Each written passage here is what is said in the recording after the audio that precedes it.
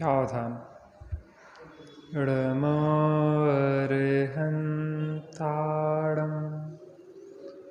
इडमो सिद्धाडम् इडमो आयरियाडम् इडमो अज्जायाडम् इडमो लोये सवसाहुडम्।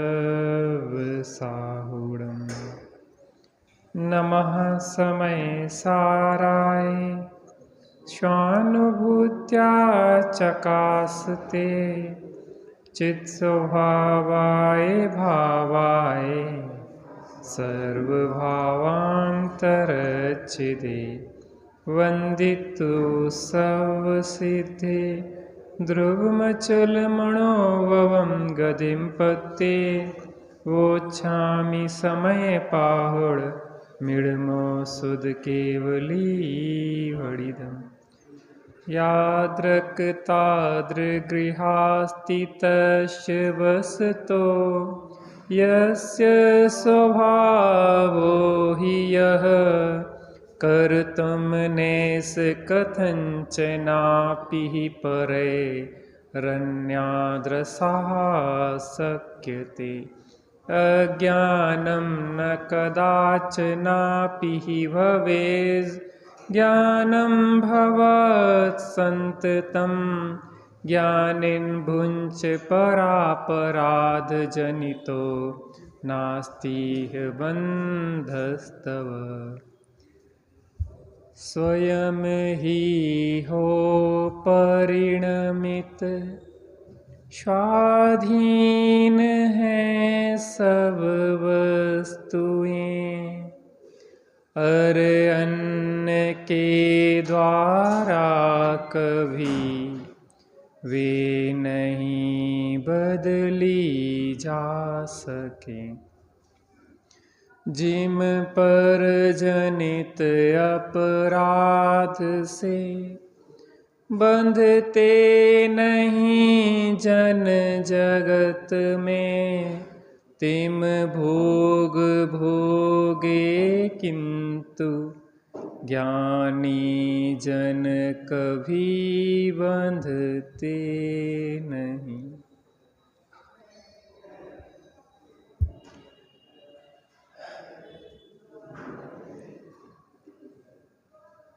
स्वयं ही हो परिणमित स्वाधीन हैं सब वस्तुएं। सब वस्तुएं स्वाधीन हैं, अपने से ही परिणमित होती है। कोई द्रव्य अन्य द्रव्य को परिणमित नहीं करा सकता अगर वह स्वयं अपनी योग्यता से परिणमित ना हो तो। इतनी वस्तु स्वतंत्रता है इस जगत में कि निर्भर कर देती है। इस वस्तु व्यवस्था में कभी भी अन्याय नहीं होता। इस वस्तु स्वरूप में कभी अन्याय नहीं होता। लोक में तो ऐसा होता है कि अपराध कोई करे और सजा किसी को दे दी जाए, निरपराधी सजा पाए और अपराधी स्वच्छंद घूमता फिरे। लेकिन यहाँ पे वस्तु स्वरूप की जो व्यवस्था है, कर्म की जो व्यवस्था है, वह ऐसी व्यवस्था है कि जिसमें किसी प्रकार की कोई गड़बड़ी नहीं हो सकती। यहाँ तो बराबर न्याय होगा 100%। अर्थात दूसरे के अपराध का फल आप नहीं भोगेंगे। क्या कहा? दूसरे के अपराध का फल आप नहीं भोगेंगे। इसका मतलब यह है कि अगर हम किसी दूसरे पे दोषारोपण करते हैं कि हम तुम्हारे कारण दुखी हैं, हम तुम्हारे कारण परेशान हैं, तो यह दोषारोपण मिथ्या है। क्योंकि जिसको जो भी सजा मिलती है वो अपने अपराध की मिलती है, किसी दूसरे के अपराध की सजा हमें मिलती। इस महान रहस्य का उद्घाटन करने वाला यह कलश इस लोक में, इस लोकार्थ जिस वस्तु का जैसा स्वभाव है उसका वैसा स्वभाव उस वस्तु के अपने वश से ही अपने अधीन ही होता है।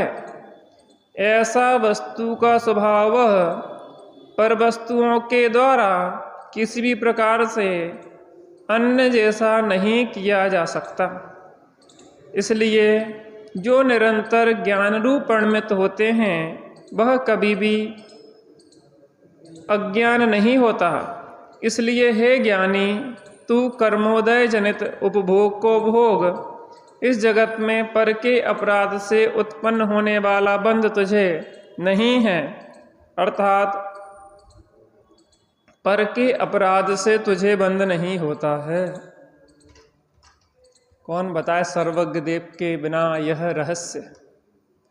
ऐसी वस्तु समझने से चतुर्गति फेरा मिटता है। ये चतुर्गति के फेरा मिटने की बात है। चतुर्गति का फेरा मिटता है ऐसे वस्तु स्वतंत्रता को समझने से। इस लोक में जिस वस्तु का जैसा स्वभाव होता है उसका वैसा स्वभाव उस वस्तु के अपने वश से ही अपने अधीन ही होता है। करेला कड़वा क्यों होता है? मिर्च चिरपिरी क्यों होती है? शक्कर मीठी क्यों होती है? नीम कड़वी क्यों होती है? सूर्य पूर्व से क्यों निकलता है?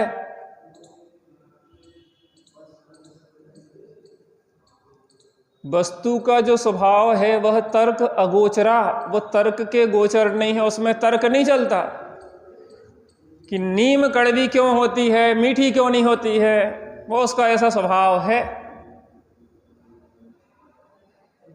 तो उसी स्वभाव का दिग्दर्शन यहाँ कराया जा रहा है। इस लोक में जिस वस्तु का जैसा स्वभाव होता है उसका वैसा स्वभाव उस वस्तु के अपने वश से ही होता है। उस वस्तु के अपने वश से होता है, परवश से नहीं होता। क्या?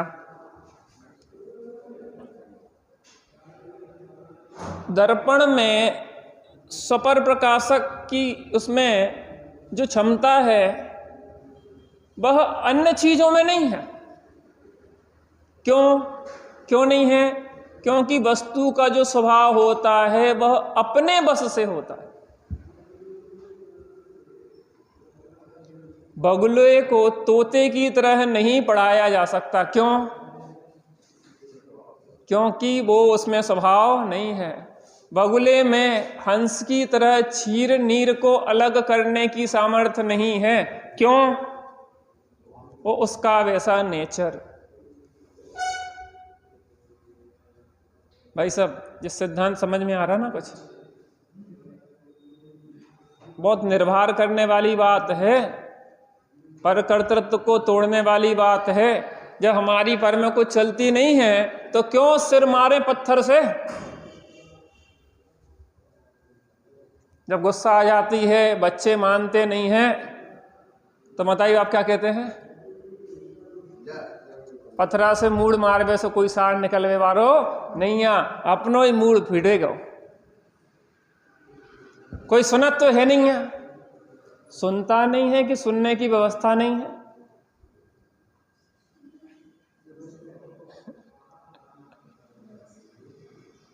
सुनता नहीं है कि सुनने की व्यवस्था नहीं है? समझता नहीं है कि समझाने की व्यवस्था नहीं है?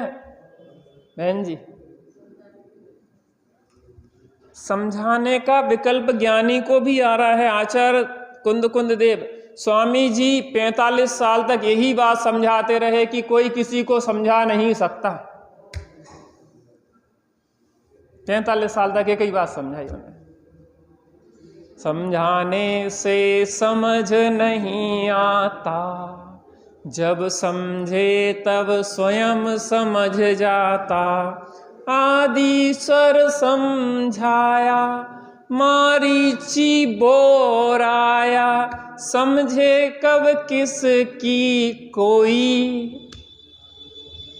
मारीची को समझ में क्यों नहीं है आखिर? कितनी अनुकूलता है। दादाजी तीर्थंकर और पिताजी चक्रवर्ती तद्भव मोक्षगामी, और चाचा वगैरह भाई वगैरह सब लोग मोक्षगामी। ऐसा एटमॉस्फेयर, ऐसा वातावरण, इससे सुंदर वातावरण मिल सकता है? लेकिन वो वातावरण उसको विपरीत काम करा। ज्वर के रोगी को मिठाई खिलाई जाए तो कैसा लगता है, और जिसको सांप डस ले उसको नीम खिलाई जाए तो कैसी लगती है? सांप डसे तब जानियो रुचकर नीम चबाए। मीठी लगती है, बहुत मिष्ट लगती है, नीम खाता जाता है। ये थेरेपी है। सांप खा ले तो उसका नीम का फटाफट रस निकाल के पिलाते जाओ, पिलाते जाओ, पिलाते जाओ, कंटिन्यू धारा प्रवाह। और जब उसको वो मीठी की जगह कड़वा लगने लग जाए तो अब सांप का जहर उतरना शुरू हो गया। हमारे कहने से पिलाते नहीं जाना, उसकी भी प्रोसेस है, आधी अधूरी नहीं समझना। बता रहे हम तो एक दृष्टांत के रूप में, हमें किसी ने बताया था।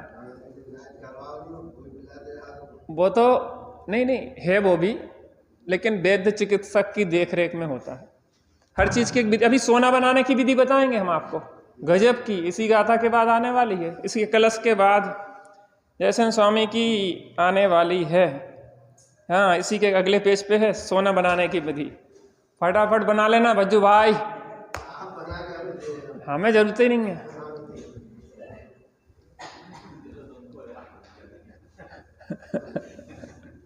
सोने बनाने की विधि अगले पेज पे है, बिल्कुल सटीक। और आचार्य जयसेन स्वामी ने लिखी है, झूठी बात भी नहीं है,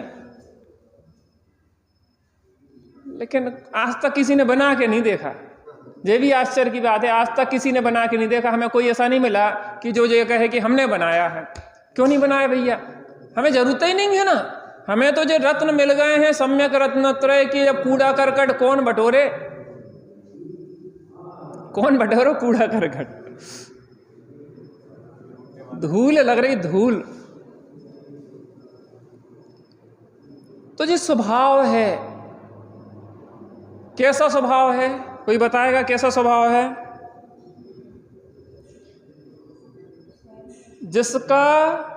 जिस वस्तु का जैसा स्वभाव होता है वैसा स्वभाव उस वस्तु के अपने वश से होता है, अपने वश से होता है, अपने से ही होता है। हमारा स्वभाव ज्ञान दर्शन चेतना क्यों है? अपने वश से ही है।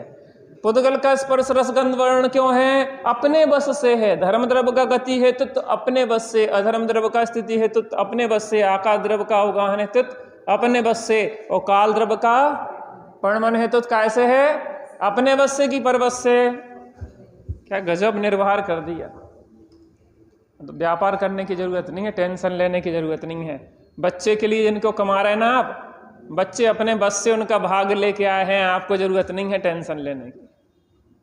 क्या होगा बच्चे का? आज तक चक्रवर्ती का पुत्र चक्रवर्ती नहीं होता, चक्रवर्ती का पिता चक्रवर्ती नहीं होता, तीर्थंकर के पिता तीर्थंकर नहीं होते, तीर्थंकर का पुत्र तीर्थंकर नहीं होता। और मेरे हिसाब से देखा जाए तो 63 सलाका पुरुषों में वो 63 सलाका पुरुष के पिता और पुत्र भी वो नहीं होते। लेने देने की व्यवस्था होती तो चक्रवर्ती पुत्र को 6 खंड दे देता, और जैसे ही वो तिलक करता है राज तिलक, वो 6 खंड की सब विभूति यों विलय को प्राप्त हो जाती है। 14 रत्न और 9 निधियां एक भी नहीं ठहरती एक क्षण के लिए। क्या समझ रहे हो? कौन किसको दे के जाएगा? वस्तु का स्वरूप नहीं है यह, वस्तु व्यवस्था नहीं है। हम वस्तु स्वरूप के विरुद्ध चलते हैं तो दुखी होते हैं। आप व्यवस्था मिला के परेशान है संतानों की, फिर भी व्यवस्था नहीं मिल रही, क्योंकि व्यवस्था नहीं है, जो वस्तु का स्वरूप नहीं है। क्योंकि एक वस्तु दूसरे का कुछ कर सकती नहीं, क्योंकि वो वस्तु का जो स्वरूप है वो अपने बस से है। कैसे है?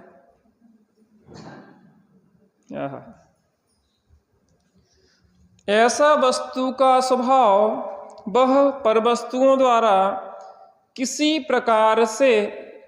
भी प्रकार से अन्य जैसा नहीं किया जा सकता। कुछ आपको रोमांच नहीं होता इन शब्दों के साथ? कुछ अंदर में एक आनंद की हिलोर नहीं लेती आपको कि क्या गजब वस्तु का स्वरूप है। स्वामी जी बार बार आहा हा हा हा निकलता था, माने कि ऐसी वस्तु व्यवस्था ने तो हमें निर्भर कर दिया, अब कुछ टेंशन नहीं रही, अब तो घर की रोटी अपनी आप बनी बनाई मिलेगी, अरे रोटी खाने की जरूरत ही नहीं पड़ेगी। पतिदेव भी संतोषी हैं, तत्वज्ञानी, तो क्या करना है, घंटा भर बाद दुकान खुल जाए। उदय प्रमाण घर बैठे भी मिलेगा, और उदय में जो नहीं है दुकान खोल के बैठे रहो 24 घंटे, फायदा की जगह नुकसान हो जाए। और हमने तो प्रयोग किया, शिखर जी चले गए दुकान बंद करके कि 7 दिन के लिए दुकान बंद रहेगी। 7 दिन बाद हम जब लौटे तो हमने जितना कमाते उससे ज़्यादा कमाई हो चुकी थी हमें बंद दुकान में। क्या आपको हो सकता है ऐसा? बंद दुकान में उतनी कमाई कर ली हमने जितनी हम खोलते तो नहीं होती, क्योंकि हमारा कॉपर उसका था काम, स्विच वगैरह एसेसरीज का, वायर का, तो उसके कॉपर के भाव बढ़ गए 200 रुपये किलो, 100 रुपये किलो सीधे बढ़ गए। तो जितनी भी पूंजी थी वो 10% अपने आप बढ़ गई। जितनी दुकान पे सामान था 10% ऑटोमेटिक उसके रेट हो गए। लिस्ट से चलता वहां तो पूरा काम, ऐसे एक एक चीज के रेट नहीं बढ़ते, पूरी लिस्ट बदलती सीधी, 10% लिस्ट बदल गई। हमने जब दुकान खोली थी 15-20 साल से रेट नहीं बढ़े थे, और हमारी दुकान खोलने के बाद 13 बार लिस्ट बदल गई, इतने रेट बढ़े। हमने बैठे बैठे कमाई करी, हमने कमाया ही नहीं, आया है। और आप भी कमाते नहीं हो, आता है। लगता है कि आप कमा रहे हैं। हमने 2 टाइम का स्वाध्याय नहीं छोड़ा। जब बीतू बहन जी बैठी हैं सामने, हम झूठ बोल रहे हैं, हमसे स्वाध्याय नहीं छोड़ा। स्वाध्याय में गए, तीर्थ यात्रा जो भी करना थी, माता पिता की सेवा जो भी काम थे, हमने अपने कोई नहीं छोड़े। और आज यहाँ बैठ पाए, अगर वो छोड़ के दुकानदारी में लगते ना, सोते ही उलझे रह जाते। ये कितना जरूरी है, बाहर की व्यवस्था उदयाधीन है, इसको हमें समझना पड़ेगा। इसलिए बिल्कुल निर्भर रहो भाई साहब, जरूरत नहीं है इतना अपन को मगजमारी करने की। बच्चे का पुण्य बच्चा लेके आया है, एक एक व्यवस्था सेट है, आपको कुछ करना, इसको समझना है। हम जितने गहरे उतरते जाएंगे इस तत्व ज्ञान के अंदर, उतने निर्भर होते जाएंगे, भाग दौड़ रुक जाएंगे, कहीं नहीं जाना। अपने से अपने तक की ही दौड़ है और कहीं बाहर दौड़ नहीं है। अपने उपयोग को अपने से जोड़ना है, उसके लिए चाहिए है इस वस्तु स्वरूप का सही ज्ञान। उससे चित्त निर्भर होता है, उपयोग शांत होता है, उपयोग अंतर्मुख होता है, निराकुलता होती है और आनंद के झरने झरते हैं। यहीं बैठे सब मिलेगा, कुछ नहीं चाहिए। तीर्थंकर वो देव मुनिराज अपने स्वरूप में डूबते डूबते डूबते चले जाते हैं, विभूतियां ऐसी खड़ी हो जाती हैं, 12 सभाएं, समोषण की विभूति कौन सी खिलाते हैं खींच खींच के।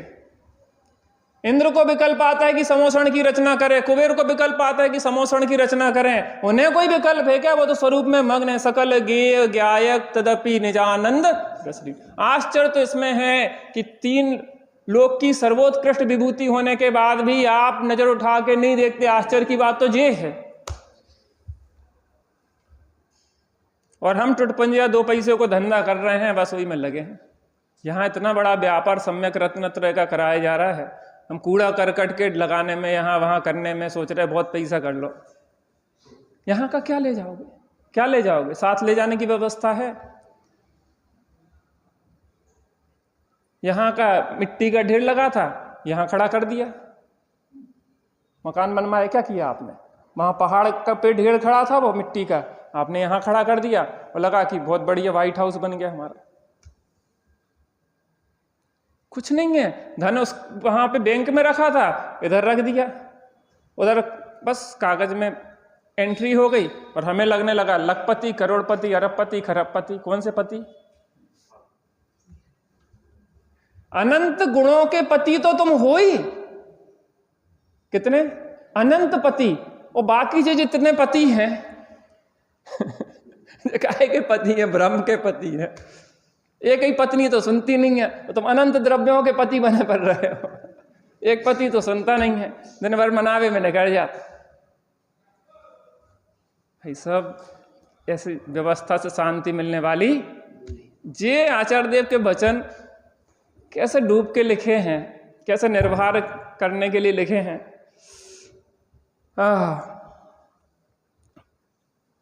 परवस्तुओं के द्वारा किसी भी प्रकार अन्य जैसा नहीं किया जा सकता। इसलिए जो निरंतर ज्ञान रूप परिणमित होता है वह कभी भी अज्ञान नहीं होता। हमें कोई अज्ञानी बना सकता? सब मिल जाए इकट्ठे अज्ञानी बनाने के लिए। 96,000 रानी सोचें कि भरत को हम आसक्त कर लेंगे। 6 खंड की विभूति किंचित भी परमाणु मात्र में एकत्व ममत्व बुद्धि करा सकती है क्या? 14 रत्न 9 निधियां, छायक सम्यक दृष्टि भरत को किंचित भी क्या राग उत्पन्न करा सकते? राग का मतलब क्या है? मेरी विभूति है ऐसा मोह उत्पन्न करा सकती क्या? कुछ लगने लग जाए कि है तो अपनी, है तो अपनी, है तो अपनी। हमारे साथ उल्टा होता है। अंदर में तो लगता है कि सब हमारा है और बाहर में कहते नहीं हमारा कुछ नहीं है। क्या कहते अपन? बाहर में हमारा कुछ नहीं है भैया, हम कोई व्यवस्था नहीं देखते, हमें क्या है, हम तो बस सामायिक स्वाध्याय, इसके अलावा तीसरा काम करते ही नहीं। ज्ञान ध्यान तपो रखता, और अंदर में पूरी आसक्ति ऐसी पड़ी हुई है कि कुछ कह नहीं सकते। किसको छल रहा है भाई साहब, मुझे बताओ।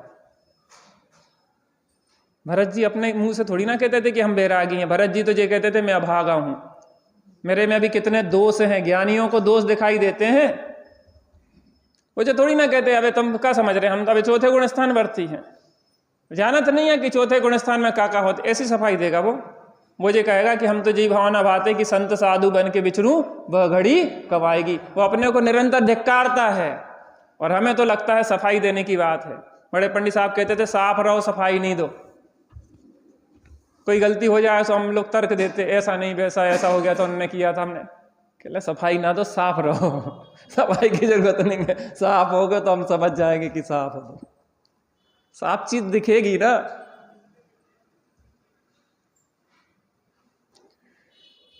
ज्ञानी को कोई अज्ञान रूप परिणमित नहीं करा सकता। कौन कराए? कौन कराए? वो स्वयं हो तब अज्ञान रूप परिणमित होगा। वो अपनी योग्यता से अज्ञान रूप परिणमित होगा, दूसरा कोई अज्ञान रूप ज्ञानी को परिणमित नहीं करा सकता। जो निरंतर ज्ञान रूप परिणमित होता है वह कभी भी अज्ञान नहीं होता। इसलिए हे ज्ञानी, अब एक बहुत खतरनाक लाइन आने वाली है। इस पंक्ति पे कई दिन चर्चा चलेगी। कितने? कई दिन चर्चा चलेगी इस पंक्ति के ऊपर। ये समझने लायक है आचार्य देव क्या कहना चाह रहे हैं। आचार्य देव भी बहुत आगे विस्तार करेंगे इसी पंक्ति का। इसलिए हे ज्ञानी, तू कर्मोदय जनित उपभोग को भोग। तो डरता काहे को 96,000 रानियों को भोगने से?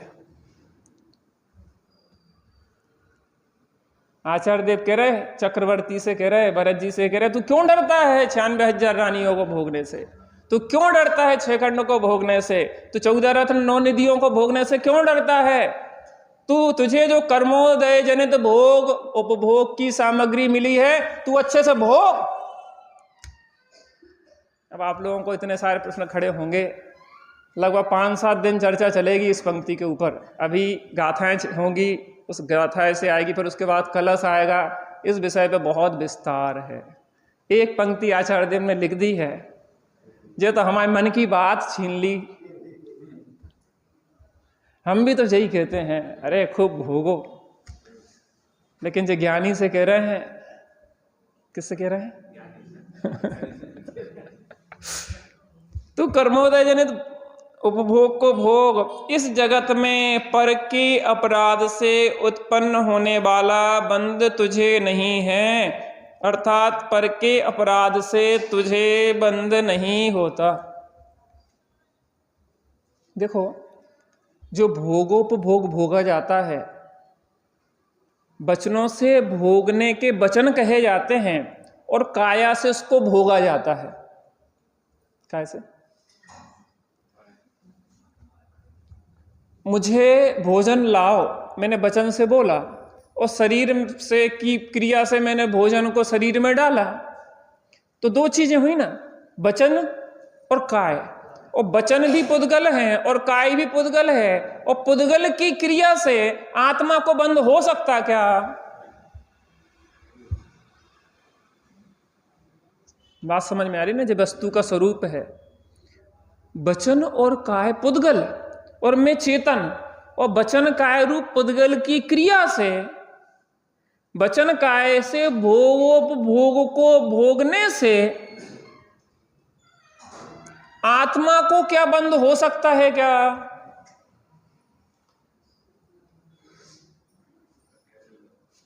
बिल्कुल पृथकता है ना। दो द्रव्यों में वज्र की दीवार खड़ी हुई है, वचन और काय से भोग उपभोग हो रहा है, और वचन काय से होते हुए भोग उपभोग से मुझे बंद हो जाए, ये तो वस्तु स्वरूप के विरुद्ध व्यवस्था हो गई ना। अज्जू भैया, मुझे कई दिन से याद आ रही है आपकी। मैं नंबर भी खोजने का प्रयास किया लेकिन मुझे नंबर नहीं मिला। फिर मैंने सोचा आपके घर पे लगाऊं फोन कि अज्जू भैया कहाँ थे, कहाँ। कम से कम एप्लीकेशन तो देने चाहिए। और मुझे तो एक निवेदन ही है आप लोगों से, क्योंकि आप लोगों से आत्मीयता है। एक भी व्यक्ति दिखाई नहीं देता तो मुझे विकल्प होता है, क्योंकि भैया का स्वास्थ्य ठीक नहीं रहता तो मुझे विकल्प होता है कहीं बीमार तो नहीं हो गए कि क्या हो। तो कम इतनी से कम इतनी सूचना तो दे दें कि हम इतने दिन के लिए कहीं जा रहे हैं, या फोन कर। हाँ नहीं, फिर भी हाँ कोई बात नहीं। तो हमें तो विकल्प था ना कि क्या समस्या है, तो आप कम से कम इतना बता सकते। आप सबसे एक निवेदन है कि आप कहीं जा रहे हैं तो हमें इतना जानकारी हो कि भैया हम इतने दिन बाद आएंगे, तो हमें एक विकल्प ना रहे। बाकी क्या कह सकते, जो तो स्नेह की बात है, क्योंकि हमें तो सब पे नज़र रहती है कि कौन आज आया कौन नहीं आया, क्या समस्या। देखो हम एक चीज़ बताएं, हमारा तो आप ही लोग परिवार हैं। हमने तो उन परिवार, हम तो साल साल 1.5 साल जाते नहीं हैं। सब लोग कहते रहते आ जाओ आ जाओ, हमारा तो इतना रहता नहीं है। तो हमें तो ये परिवार इतना बड़ा मिल गया है कि अब हमें एक परिवार से हमें ज़्यादा कोई मतलब नहीं है। तो हमें तो एक एक व्यक्ति के प्रति रहता है कि भैया आपको कोई समस्या ना हो। और सही बताएं, साधर्मी ही साधर्मी का काम आता है, कोई दूसरा काम नहीं आता है। तो समस्या भी है तो बांटना चाहिए अपन को एक दूसरे से। हम एक सब मिलके उसका समाधान खोजेंगे ना, तो आप अकेले नहीं पड़ेंगे, हम सब साथ में खड़े होंगे तो साहस बनता है। और अकेले आप लगे रहोगे ना तो आपको समस्या रहेगी। बाकी तो वस्तु स्वतंत्रता है। पर के अपराध के कारण तुझे बंध नहीं होता, शरीर और वचन की क्रिया से तुझे बंध नहीं होता। शरीर वचन से भोग उपभोग होता है, और शरीर वचन से होते हुए भोग उपभोग के कारण बंध नहीं होता। ऐसी वस्तु स्वतंत्रता का आचार्य देव यहाँ ज्ञान कराना चाह रहे हैं। भोगोपभोग की प्रेरणा देके स्वच्छंदी नहीं बनाना चाह रहे। मैं आपको एक पुरुषार्थ सिद्धि उपाय जी का एक श्लोक है, आपके लिए हमेशा काम करेगा। देखिए, हम जो चर्चा कर रहे हैं अपना दैनिक स्वाध्याय है। दैनिक स्वाध्याय में हम प्रयास करते हैं कि किसी विषय के भी अपन गंभीरता से गहराई से जाएं। तो आप ये नहीं सोचा करो कि जल्दी विषय चल जाए, निपट जाए। हमें निपटाना नहीं है, हमें विषय की गहराई पे जाना है। क्योंकि ये एक बार अपन को फॉर्मूला समझ में आ गया तो अपन को हमेशा काम करेगा। इसलिए हम बहुत गहराई से विषय पे चर्चा करना चाहते हो। नाना ज्ञानियों के, नाना ग्रंथों के प्रकरण के माध्यम से उस विषय को आपको बताना चाहते हैं। ये बात बिल्कुल सही है कि एक द्रव्य दूसरे द्रव्य का कर्ता नहीं है। वचन और क्रिया के कारण आपको बंध नहीं हो रहा, ये बात बिल्कुल सही है।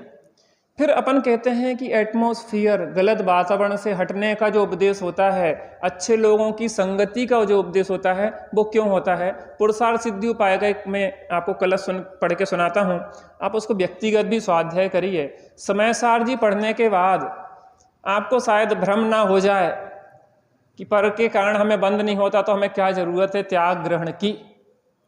तो ये चीज़ बहुत ही काम की रहेगी। मैं आपको पढ़ के सुनाता हूँ, जितनी चर्चा आज इस पे हो पाएगी करूँगा, बाकी आगे देखेंगे।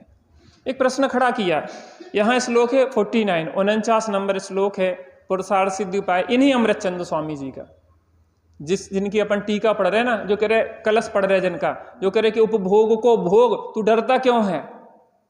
इन्हीं अमृतचंद स्वामी ने यहाँ पे कुछ लिखा है। पुरुषार्थ सिद्धि उपाय आप पढ़ेंगे तो शुरू के लगभग 14-16 छंद के श्लोक जितने हैं, बहुत अच्छा वस्तु स्वरूप का निरूपण है, आप उतने पढ़ें। अगर 59 तक पढ़ पाएँ तो और अच्छा है, क्योंकि हिंसा का जो निरूपण के अनेक भंग हैं वो भी विचारणीय है, ये सब बहुत सुंदर है।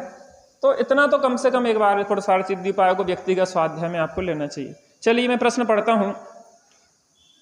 यदि अपने प्रमाद रूप परिणाम से ही हिंसा उत्पन्न होती है तो बाह्य परिग्रह आदि का त्याग किस लिए कराया जाता है? सब भावों का ही खेल है ना। कोई हिंसा करते हुए भी हिंसाकृत बंद नहीं होता, कोई हिंसा नहीं कर रहा है तो भी भाव करके हिंसाकृत बंद हो जाता है, कोई हिंसा के भाव करता है उसी समय उसको फल मिल जाता है, कोई हिंसा नहीं कर पाता उसके पहले फल मिल जाता है, किसी को हिंसा करने के बाद फल मिलता है। बहुत भंगे, बहुत एंगल्स हैं। आपको जो अमृतचंद स्वामी के पुरुषार्थ सिद्धि उपाय में जब हिंसा के भंग पढ़ेंगे ना तो ऐसा लगेगा कितने सारे एंगल्स हैं, कैसे कैसे बंद होता है, क्या होती है स्थितियाँ, बहुत अच्छा मजा आता है। तो स्वाध्याय जरूर करें अपन, व्यक्तिगत स्वाध्याय। यहाँ पे आप बैठ के स्वाध्याय करते हैं, अच्छी बात है, लेकिन व्यक्तिगत स्वाध्याय से परिपक्वता आती है, गहराई आती है उसमें चिंतन में। तो जो यहाँ स्वाध्याय चल रहा है उसका भी घर में स्वाध्याय करें और नए ग्रंथों का भी कुछ विशेष स्वाध्याय में रखें। जैसे हमारा नियम है कम से कम आधा घंटा सवेरे, आधा घंटा शाम दोपहर में व्यक्तिगत स्वाध्याय मौन पूर्वक करने का नियम पूर्वक रखते हैं हम इतना। तो वो नियम से बंधे रहेंगे तो कम से कम स्वाध्याय क्रमिक ग्रंथ का होता रहेगा। चलिए मैं पढ़ के सुनाता हूँ। मैं पहले श्लोक पढ़ता हूँ। सूक्ष्मापि न खलु हिंसा परवस्तु निवंदना भवति पुंसा हिंसायतन निवृत्ति परिणाम विशुद्धये तदपि कार्या। ये आपने श्लोक कई बार सुना होगा पुरुषार्थ सिद्धि उपाय जी का। खलु अर्थात निश्चय से, पुंसा अर्थात आत्मा के, पर वस्तु निबंधना पर वस्तु के कारण से उत्पन्न हो ऐसी सूक्ष्म हिंसा अपि सूक्ष्म हिंसा भी न भवति नहीं होती, तदपि तो भी परिणाम विशुद्ध है, परिणाम की निर्मलता के लिए हिंसायतन निवृत्ति हिंसा के स्थान रूप परिग्रह आदि का त्याग करना उचित है। कितना गजब आचार्य देव ने कहीं कमी नहीं छोड़ी भाई साहब। ये भ्रम से सम्यक भ्रामक सम्यक दृष्टि बहुत उत्पन्न हो जाते हैं, जिन्हें जो लगने लग जाता है मैं सम्यक दृष्टि हूं, फुला लिया है मुंह जिनने, आचार्य देव ने समझाया है। सम्यक दृष्टि की परिणति सुनते हैं तो अरे क्या दिक्कत है, हम भी तो वैसे ही हैं। तो भ्रम हो जाता है कि सम्यक दृष्टि तो नहीं बन गए हम, लेकिन भ्रम से सम्यक दृष्टि बनने से आनंद तो नहीं आता। ये कोई डिग्री थोड़ी ना है जो तो आनंदमय जीवन है। प्रश्न क्या था? प्रश्न क्या था? यदि अपने प्रमाद रूप परिणाम से ही हिंसा उत्पन्न होती है, माने हिंसा माने किसी ने जीव को मारा तो मारने की क्रिया से बंध नहीं हुआ, बंध कैसे हुआ? भावों से। तो मारने की क्रिया का त्याग क्यों कराया जाता है? वो क्रिया का क्यों निषेध कर रहे हो आप? परिग्रह का त्याग क्या वो करवा रहे? हम तो परिग्रह के बीच में ही 3 कसाय के अभाव रूप बैठे हैं, ऐसा होता नहीं है। यदि अपने प्रमाद रूप परिणाम से ही हिंसा होती है, अर्थात भावों में ही हिंसा होती है, तो बाह्य परिग्रह आदि का त्याग किस लिए कराया? माने बाह्य वस्तुओं का त्याग, बाह्य हिंसा आदि की क्रिया का त्याग क्यों कराया है? यहां कह रहे हैं निश्चय से आत्मा के परवस्तु के कारण से उत्पन्न हो ऐसी सूक्ष्म हिंसा नहीं होती। परवस्तु के कारण हिंसा नहीं होती, ये पक्का है। जो वस्तु स्वरूप है कि परद्रव्य के कारण हिंसा नहीं होती। क्यों नहीं होती? हिंसाकृत बंद नहीं होता। क्यों नहीं होता? क्योंकि मुनिराज जा रहे हैं, ईर्यापद समिति से चल रहे हैं, देख के चल रहे हैं, और कोई जीव अचानक उचट के आया, उनके पैर के नीचे पड़ा और मरण को प्राप्त हो गया। मुनिराज को बंद होगा कि नहीं होगा हिंसाकृत? जीव का घात तो हुआ है। कभी कभी आप जीव को बचाने का प्रयत्न कर रहे हैं, बचाते बचाते वो मर जाता है, बचाने में ही मर जाता है। कई बार ऐसा भी होता है कि वो शायद ज़्यादा जी जाता आपके बचाने के प्रयत्न ना करते तो माने जी जाता माने, और अपन ने किया और उसका घात हो गया। डॉक्टर ऑपरेशन कर रहा है और ऑपरेशन करते करते मरीज का घात हो गया है, उसको हिंसाकृत बंद होगा कि नहीं होगा? जैन दर्शन माने एक गजब की, सही बताएं, जितनी अपन पैसा कमाने में यहाँ की चीजों में समय लगाते ना, इसको गहराई से समझे ना तो जीवन में वो मजा है, सब छूट जाए, बीमारी अपने आप ठीक होती भाई सब। जब भाव विशुद्धि बनती है ना, कर्म जो होते ना अप्रशस्त, वो धीरे धीरे प्रशस्त कर्म बंद होने लगते हैं और वो उत्कर्षण अपकर्षण और संक्रमण से सब धीरे धीरे खिल जाते। बहुत विशुद्धि लगा, एक तरह से हम तो कह रहे 60+ जो हो गए या 60 के नज़दीक भी हो गए, वो निर्वृत्ति पूर्वक जीने का अभ्यास करो भैया। आचार्य देव जी कहना चाह रहे हैं ऐसी सूक्ष्म हिंसा भी नहीं होती तो भी परिणामों की निर्मलता के लिए हिंसा के स्थान रूप परिग्रह आदि का त्याग करना उचित है। हिंसा के स्थान है जो परिग्रह, पता है आपको, जिस व्यापार धंधे मकान इनमें उनमें लगे हो, हिंसा के आयतन हैं। यहाँ जाओगे तो उस जाति के भाव हुए बिना नहीं रहेंगे। इसलिए कहते हैं अष्टमी चतुर्दशी को यहाँ इतनी बढ़िया व्यवस्था है, कमरे हैं, निर्वृत्ति से आप लोग कुछ रहना सीखो। आश्रम है वहाँ पे कुछ कम से कम एक आध दिन तो निर्वृत्ति लेना सीखो। आपके घर में वो विशुद्धि नहीं बन पाएगी जो आप बाहर निकल के बना सकते। कहीं तीर्थ यात्रा आदि में रहो, एकांत में अपनी आराधना का अभ्यास करो। मुनिरा जंगल क्यों चले जाते? 6 खंड में भरत जी क्यों नहीं बने रहे वहीं घर परिवार में? जंगल क्यों गए? क्योंकि उस एटमॉस्फियर में वैसे ही परिणाम चलते रहते हैं। क्या चलते रहते हैं? इसलिए हिंसा के आयतनों को छोड़ना चाहिए, परिग्रह के आयतनों को छोड़ना चाहिए। स्त्री पुत्र कुटुंब को बीच बीच में उनसे दूर होके अपनी आराधना के लिए लगना चाहिए। इन व्यापार धंधे से थोड़े से समय निकाल के अपनी आराधना के लिए लगना चाहिए। कुछ विशेष उपलब्धि होगी भाई साहब, आपको क्या लगता है? आचार्य देव कह रहे कि परवस्तु के कारण सूक्ष्म हिंसा नहीं होती, सूक्ष्म बंध नहीं होता, लेकिन परिणामों की विशुद्धि के लिए हिंसा के, परिग्रह के, झूठ के, चोरी के, कुशील के, परिग्रह के आयतन को छोड़ देना चाहिए। काहे के लिए? क्योंकि हम कमजोर हैं, हम कमजोर हैं, वातावरण से प्रभावित हो जाते हैं।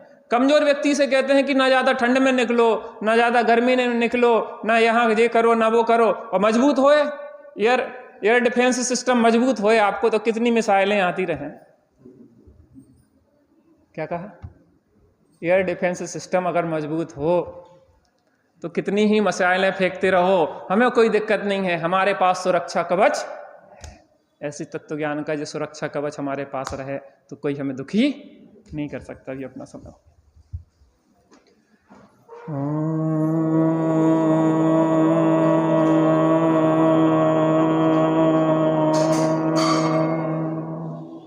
शांति शांति शांति।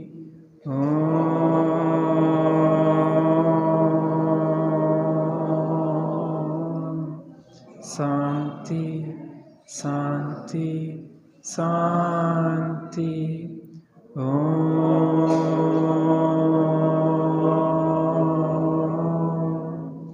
शांति शांति शांति।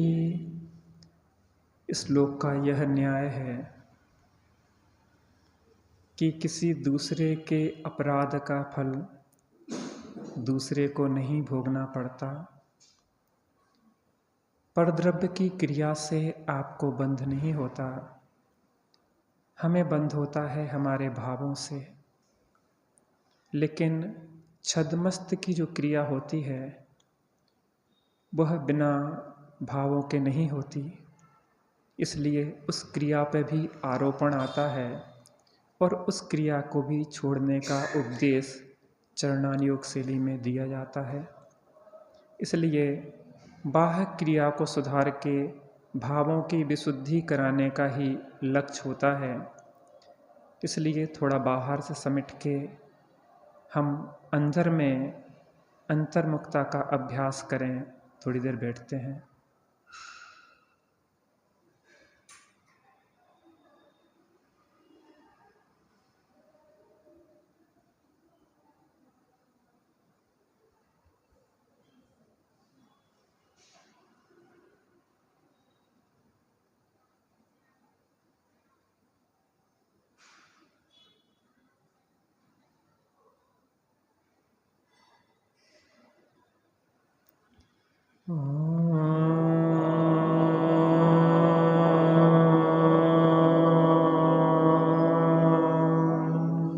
शांति शांति शांति।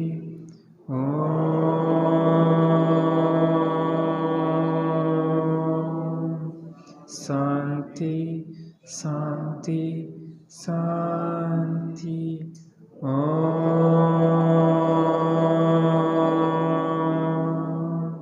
शांति शांति शांति। सहजानंदी शुद्ध स्वरूपी अविनाशी हूँ आत्मस्वरूप। सहजानंदी शुद्ध स्वरूपी अविनाशी हूँ आत्मस्वरूप। सहजानंदी शुद्ध स्वरूपी अविनाशी। एक सूचना है, आज शुक्रवार है। आज शाम को आश्रम में त्यागी साहब का स्वाध्याय होगा 8 बजे से। आप सभी लाभ ले सकते हैं। निज निधि निज में बताई,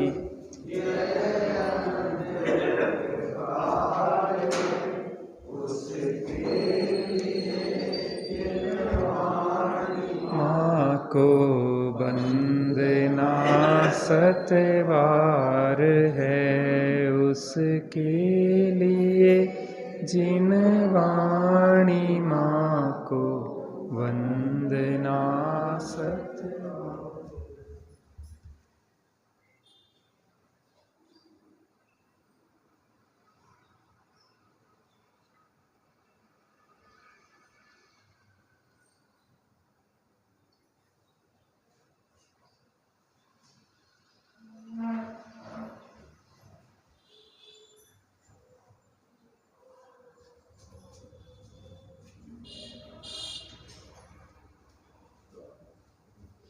द्वादशां जन्मानि